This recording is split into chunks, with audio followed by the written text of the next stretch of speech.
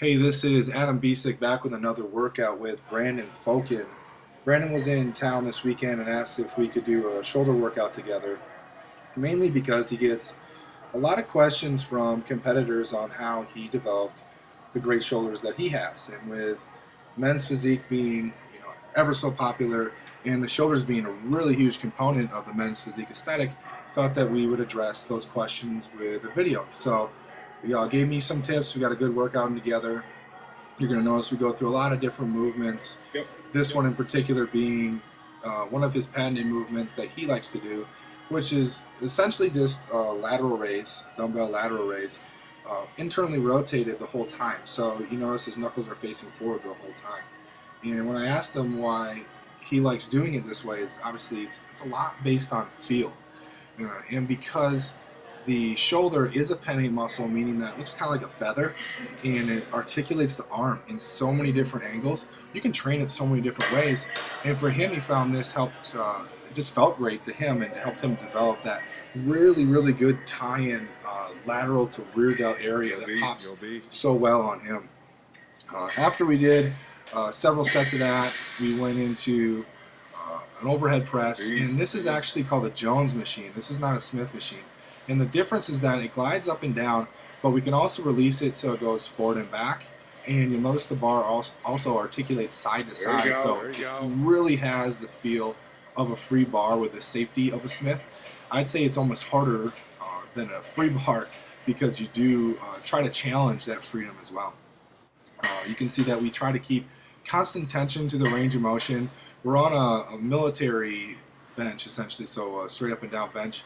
But myself, I like bringing my butt forward, contracting my abs, and keeping a little bit of an angle, kind of like a real high incline, engaging my core so that we really do recruit the musculature properly. You can see that we worked in around the 6 to 12 rep range.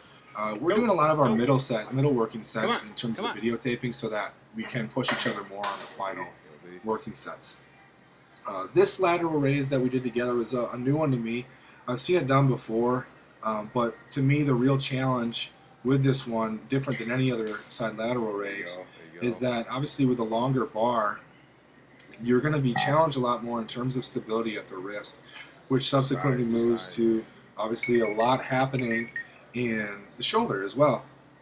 So with this, Brandon actually had us change how we did the lateral raise. If you remember seeing the dumbbell one that he did initially, his arm was internally rotated, where he actually had me slightly externally rotate. I'm not doing it too well in the first one here, but almost go the opposite way, lateral raising up and back just a tad to hit those lateral and kind of into rear fibers even more. So I think the biggest challenge for me was obviously the stability at the wrist, but also trying to find a new groove, in essence, to find a new angle at which to move in the bar path and recruit different fibers, and it definitely did. I mean, it definitely felt a lot more involvement in that mid to rear or lateral to rear deltoid when we did this exercise.